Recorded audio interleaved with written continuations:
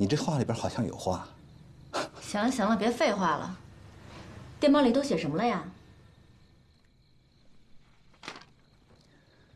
近期战事频繁，特工大队无兵可派，可由栀子花借兵何言？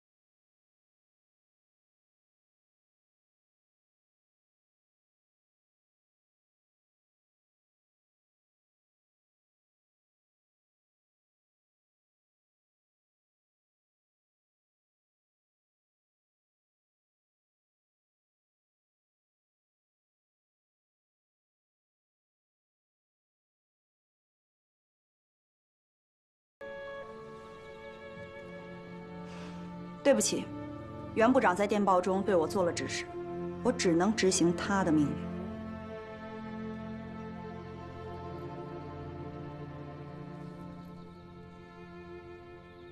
好，今天就玩到这儿，你们先回去。回去吧。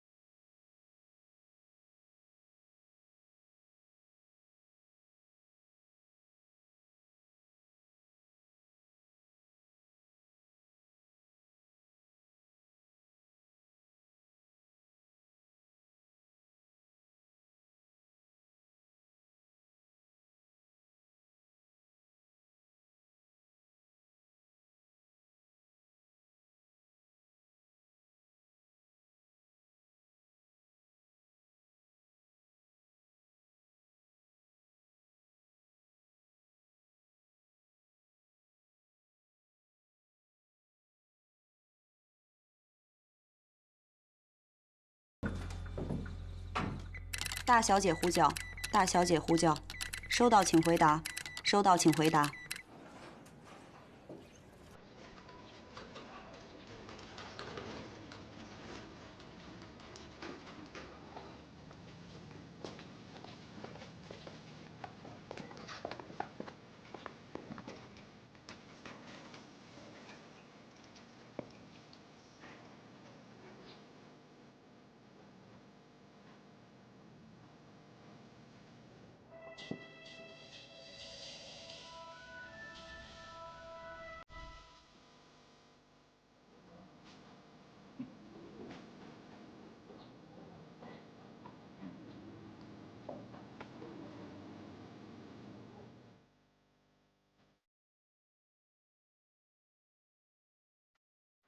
王站长别来无恙啊！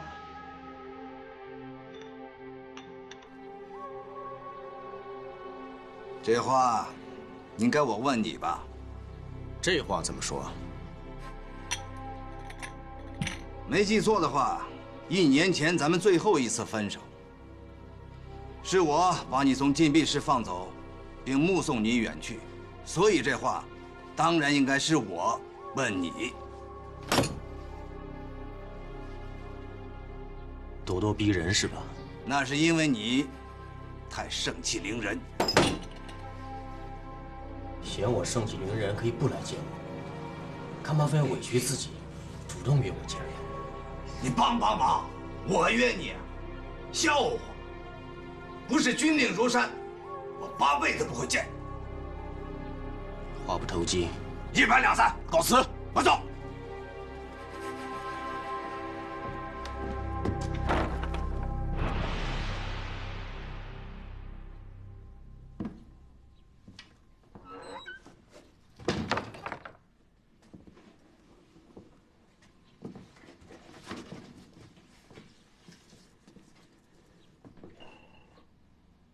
怎么，刚坐下就要走？2个大男人，好大的气度。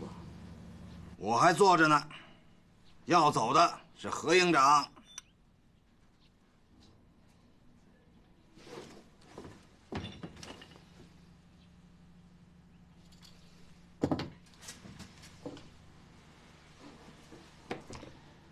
我就是怕2位耿耿于怀过去的恩怨，所以提前到茶楼来以防万一。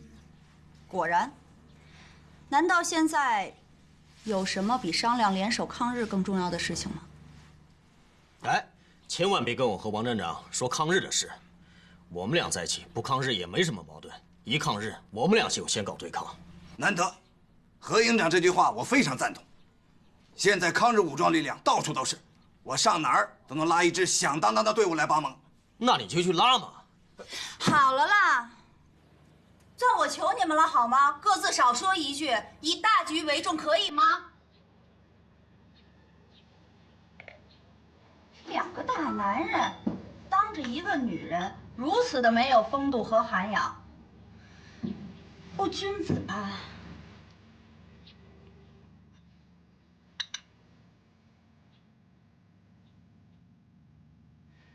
何营长，我也是受袁和平部长之托，才约你和王站长见面的。虽说你和袁部长不熟，但彼此也知道对方，所以客气话就不说了。给句准话，如果我们需要你搭把手，能否答应？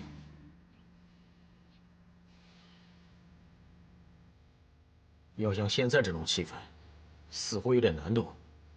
我想王站长也会同意我的看法。同意。打仗嘛，讲究的就是指挥和配合。像这种气氛，将来谁指挥谁，谁配合谁啊？天知道。敌人没上来呢，自己人先干起来了。王站长，你要这么说，这事纯粹属于我个人，请你帮忙。为了你，我上刀山下火海，都愿意。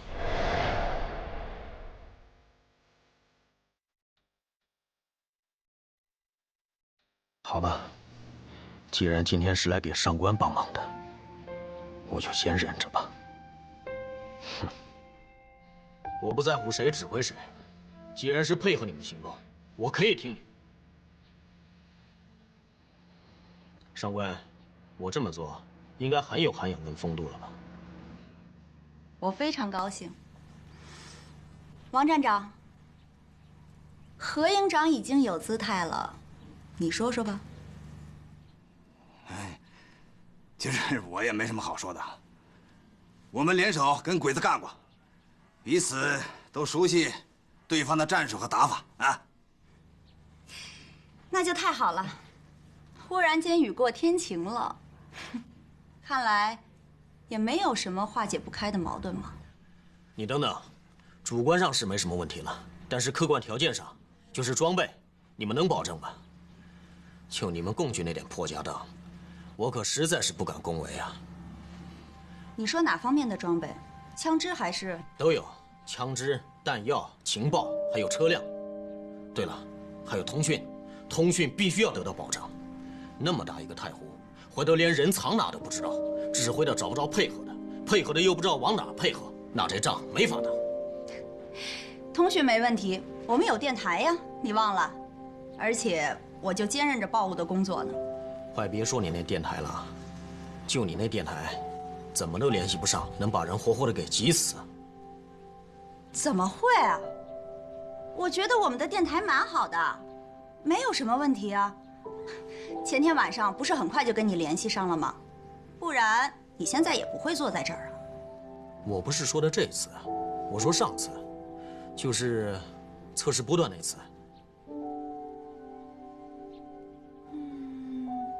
我怎么就想不起来了呢？长官，你说的上一次的，是哪次啊？那次。那次。对，就那次。真的是那次？对。好像一模一样的话，我们之前已经说过一次了吧？其实你我心里都清楚，那次指的是哪次？是的，心里都清楚。那如此说来的话，你说的这个上一次，是不是就是你们刚才所说的测试波段的那一次？对，我说的上次就是指的测试波段那次。上官跟我们独立营用电台联络，一共就2次，一次就是测试波段，还有一次就是前天晚上。啊，何营长，那你还记不记得测试波段那一次是几号啊？几号？你问这个干什么？随便问问，你想起来就说，想不起来就算，没关系。那你问他嘛，他应该知道。我当然知道了，但我现在不能说，因为王站长想听你说，是这意思吧，王站长？时间有点长了，我记得不是很清楚，大概日期应该是9号或者10号左右吧，时间是早晨。我之所以还有些印象，是因为我们独立营的报务员跟我抱怨说，在一个新的波段测试当中，也不是什么原因，呼叫了对方好多次，才联系上对方，可对方只回复了请发报之类的话，之后信号就中断了，电台也失去了联络。就在客厅爆炸的那一瞬间，你发出的电报内容是，请发报。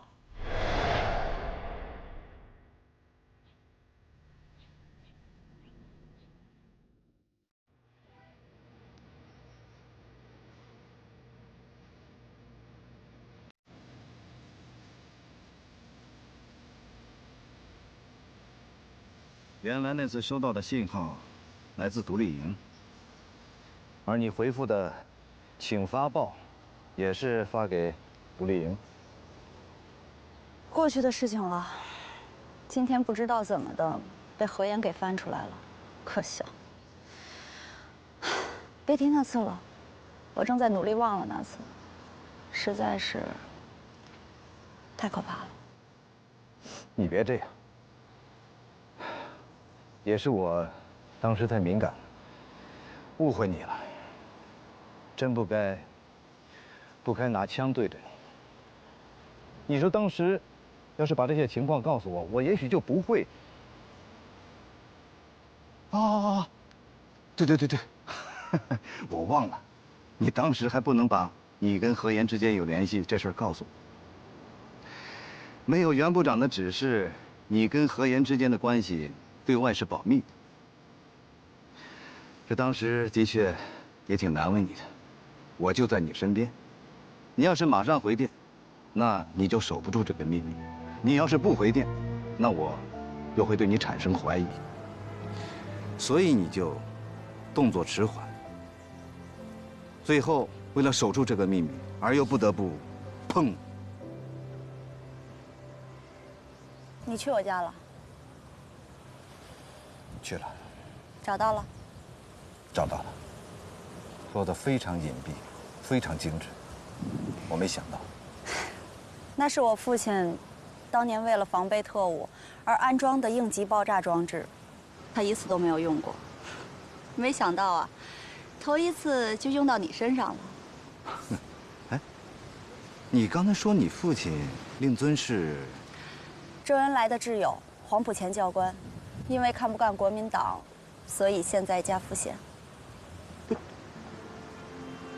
你是？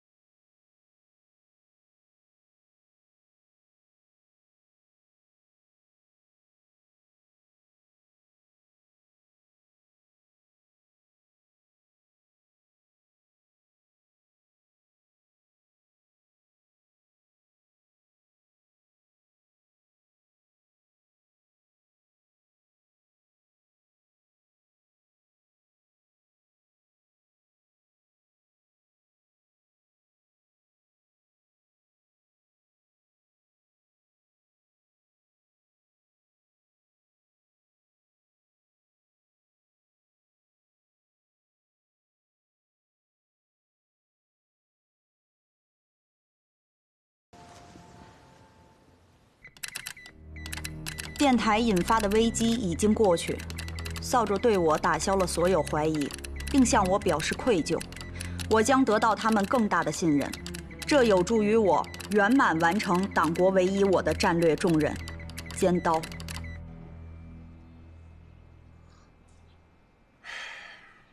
不瞒你说，目前苏北地区兵力紧张，原先说好的特工组有更重要的任务要完成，现在真的调不过来。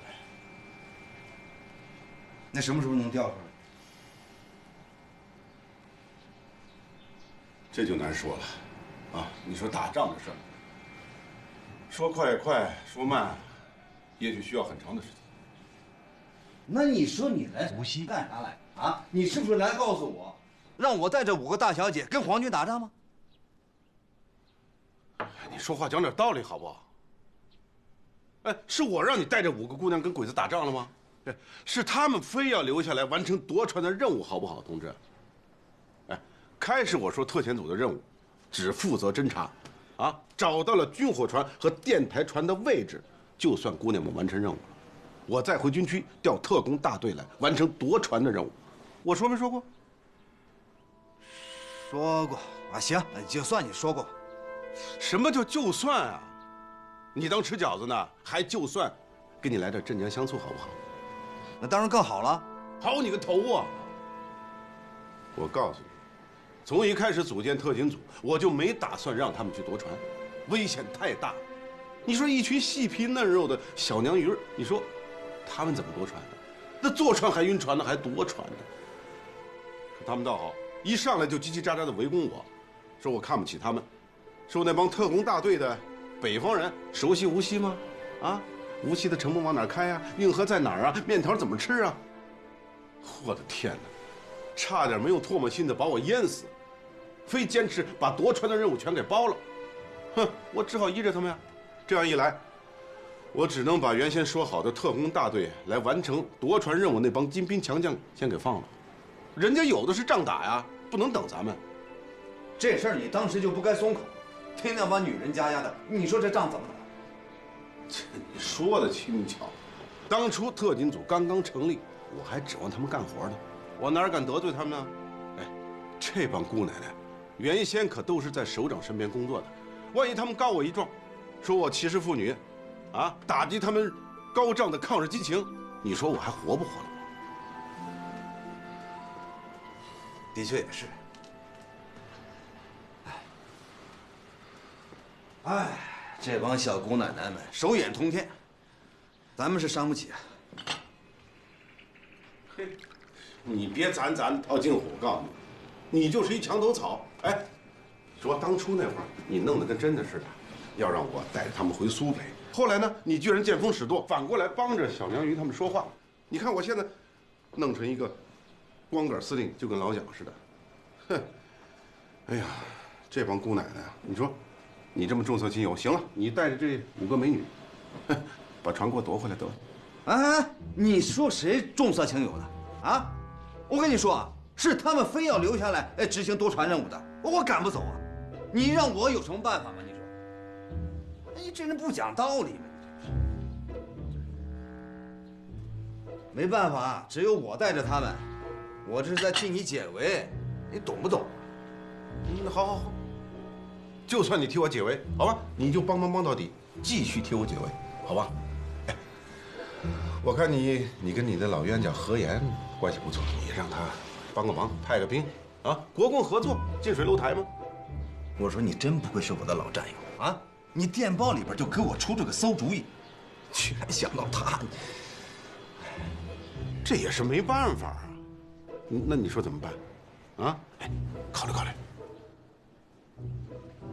见过了，上官安排的。不过我告诉你啊，他也不是随随便便就能出兵的，他这支队伍你也应该清楚，归军统直接指挥，没有上方的命令。哎，你让他出兵，那就是纸上谈兵。行了，你再想想别的办法吧。对了，要不然你亲自来指挥。你什么意思啊？啊！你让我袁部长亲自上阵呐？荒唐！慌什么唐啊？哎，你说你自从当上情报部长以后，你多久没有带兵打仗了？正好，哎，借这次夺船的机会，赶紧打一仗，要不然你真的就不会带兵打仗了都。我不会打仗，你只会作战那2下子，好像还是本部长当年在战场上手把手的教你的吧？这我承认，哎，论指挥作战，你是我师傅。可是你后来，你真不该把我弄到这个整天跟魔鬼打交道的情报部门来。部长，老战友，你通通路子啊，能不能想办法把我调回到战斗部队去？我是愿意跟小鬼子面对面，刺刀见骨，志多在心。你说我现在，笑话！哎，你走了，特勤组谁来带啊？那你还拆我的台？你那份关于加强团结的电报，你不就冲着我来的吗？我告诉你，老战友，要说最不讲团结的人，那就是你了。嗯？你这什么意思？怎么你反过来朝我开火了？你？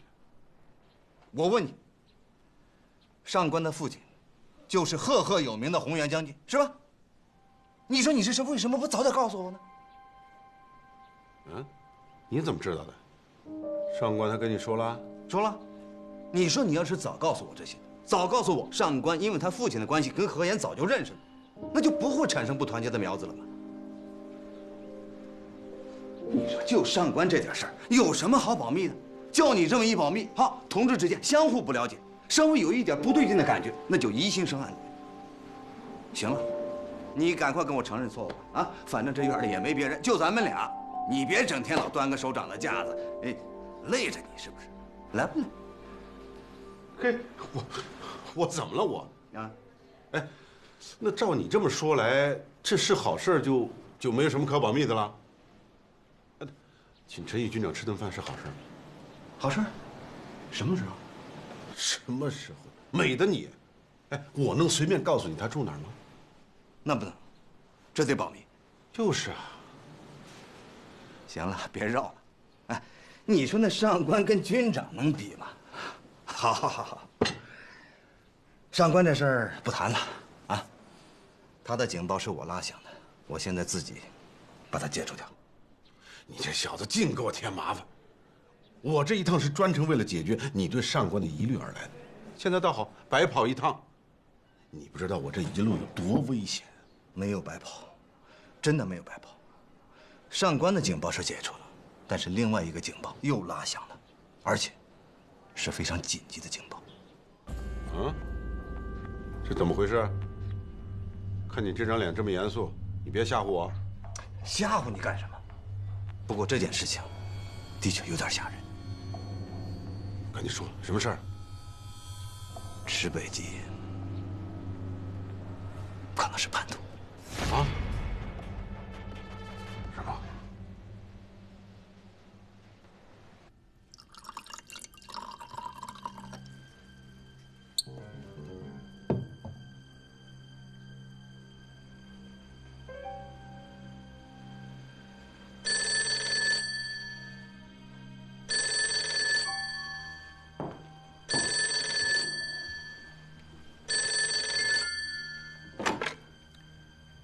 喂，我是玲珑坊绣品行。是池老板吗？你好啊。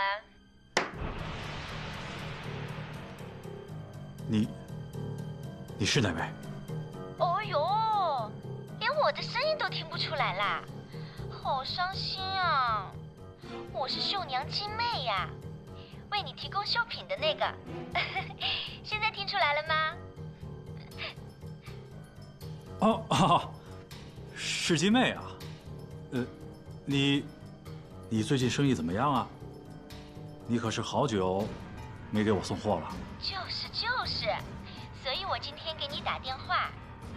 我们这儿有几件绣品，你想不想看看？单面、双面都有，尺幅有大有小，都是上品哦，特意留给你的。哈，绣面是动物啊，还是山水花草啊？都有的。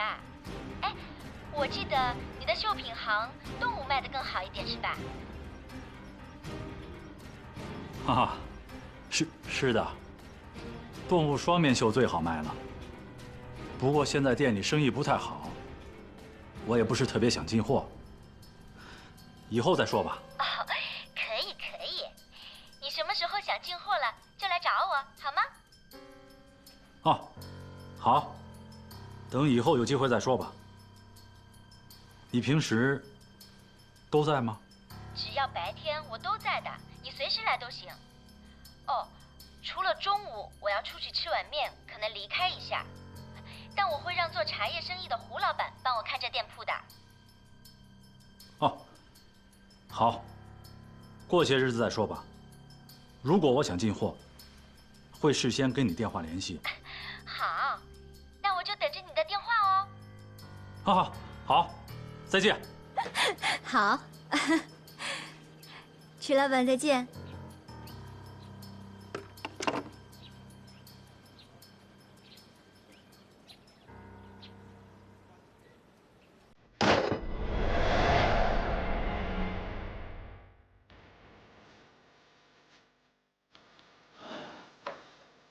怎么还在木樨？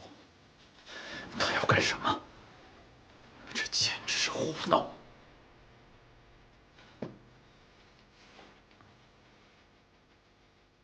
电话里，他明显在用暗语约我见面。如果跟他见面，必须弄清楚时间和地点。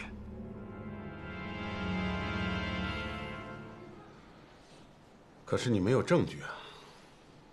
没有证据就随便怀疑同志，恐怕……有证据还用怀疑吗？直接抓起来！我现在也没说池北基肯定就是叛徒，只是怀疑。毕竟有怀疑的理由嘛。既然有了怀疑的理由，啊，那我们就应该正视这个疑点，就应该想办法找到证据来证明怀疑是否正确。吴越南有什么反应？他很担心，尽管他心里边不愿意相信，但是事实又让他不得不信。我所说的这个事实，就是在东大街10号确实发生过荣湘军所说的部分事实。那你跟吴越南是怎么谈的？我怕他心里边有障碍，会影响夺船行动，假装说没事儿，想稳住他，让他不要想的太多。我可以让他不要想的太多，但是我不得不多想想。的确，现在没有什么证据，但我总觉得荣湘军他不会胡说。但是我倒觉得荣湘军的出发点和动机很有问题。你想想，他为了和池北基争抢吴越南，才对池北基实施监视，你就不怕他为了达到个人目的陷害小池？这个问题我想过，但我觉得荣湘军他不是这种人。为了争吴越南，硬是把汉奸的罪名往池北基头上套，这让吴越南将来怎么做人？所以这个罪名就大了。所以从这个逻辑上来分析，荣湘军他绝对不会栽赃陷害池北基的。他现在唯一欠缺的就是你所说的缺乏证据。但我认为这只是个时间问题。那你打算怎么办？我想这样，分2步走。现在夺船的任务迫在眉睫，我现在再也没有时间和精力纠缠在谁是叛徒谁是汉奸的事情上了。我又不是保卫部门的，之前查叛徒的事情已经是把我搞得头大了。所以我想这样，特遣组按照计划夺船，同时默许并协助荣湘军通过特殊手段调查池北基。特殊手段？什么手段？荣湘军雇佣了高级私人侦探，秘密调查池北基。简直胡闹！让一个资本家雇佣私人侦探去调查我党特工，我说你小子还有点组织原则没有？啊？就算要调查，也轮不上他呀。他自己什么来路，你敢说绝对清楚吗？万一他是特务呢？不行，这个荒唐的行为必须阻止。我告诉你啊，我是拿你当做朋友，才把我所知道的一切向你和盘托出。如果我要是不说的话，那么荣祥军想什么干什么，你啥也不知道。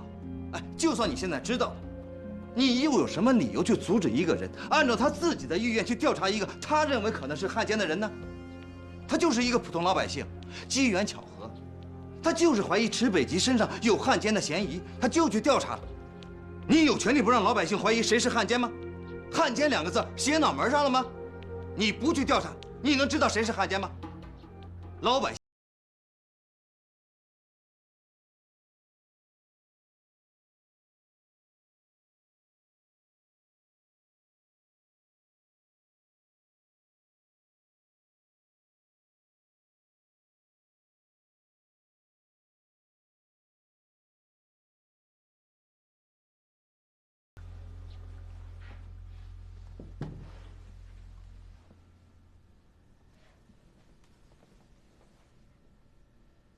中午吃面，胡老板。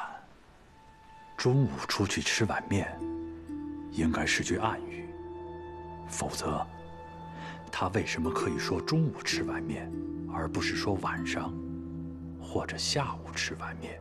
这显然是在给我限定时间范围。况且，中午是他在电话里唯一提到具体时间的词汇。中午吃面，中午吃面，不就是中午见面吗？那见面地点呢？胡老板，做茶叶生意的胡老板，胡老板，胡叔叔。在胡叔叔家见面。你这次来住哪儿？还是老地方，你知道的。老地方。哦，住在和你父亲做茶叶生意的那个老朋友家里啊？嗯，胡叔叔、胡老板家里头，我每次来无锡都在他家里寄宿。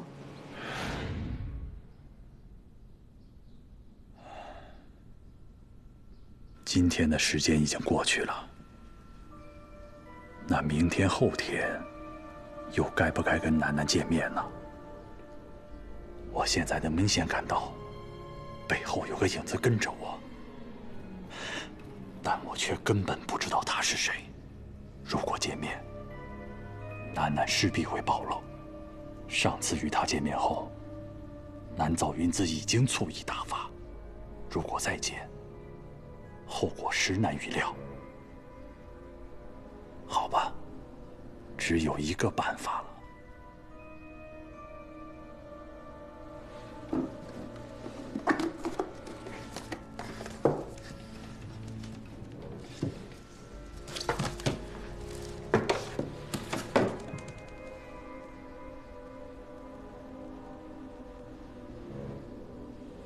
工作，进来。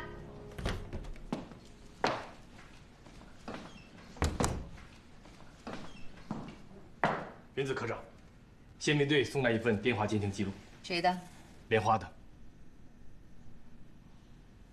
自从莲花被捕之后，他的电话内容就没有任何价值了，好像所有的共党都跟约好了似的，集体消失。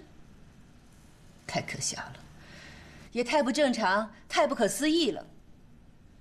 据监侦组对这个电话的初步分析，好像价值也不大。这么长时间了，居然就没有一个为了军需船来和莲花接头的共党，这里面肯定出了什么问题。但这问题的出在哪儿了呢？你先说你的电话记录。好，秀娘金妹。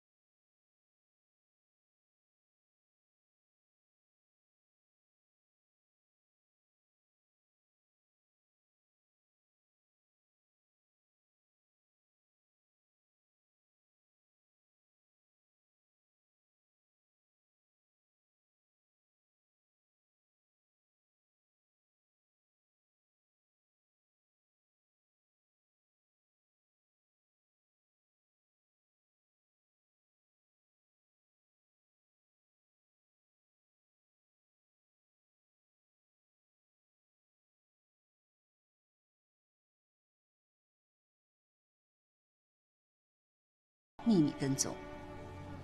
秘密跟踪监视始终没有停止，暗哨就在他身边，只是他不知道罢了。记住，凡是莲花单独造访的任何地方和场所，立即列入监视名单，仔细的调查盘问莲花的目的，必要时可以秘密逮捕。嗨，科长，莲花已经归顺我皇军，您也很喜欢她，对她的考察也很让人满意。怎么，您认为她还会玩花样，还要秘密跟踪她吗？战争状态下，一个出于保命而归顺帝国的人，我再喜欢他，也不可能无限制的信任他，除非战争结束。所以说，叛徒总是没有好下场。看来暗哨还是很有必要的，要不然那天晚上他在居民家里早就被人打死了。向莲花开枪的那个人身份查清楚了吗？还没有，警察局正在查。会不会是共党派来暗杀他的？现在还不好说，但有一点是可以肯定的：莲花在背着我们干什么事儿。如果那个人是共党派来暗杀他的，莲花为什么自己一个人去那个人家里，而不通知我们？而我曾一再强调，只要是来找他接头的人，必须立刻向我汇报，在我们的监护情况下和接头的人见面。显然，他没有这么做。这说明他不愿意这么做。义父曾经提醒过我，就怕他是明着投靠我们，实则是跟我们在唱反间戏。莲花这个人实在是太聪明了，太聪明的人不能够绝对的去信任他。他连培养了他这么多年的组织他都能背叛，他有什么不能背叛我们的？就算他不背叛我们，欺骗我们的可能性总还是有的。想起了中国的一句老话：“身在曹营心在汉。”那他这样可就太辜负我了。那个绣娘金妹，过去和他有过联系吗？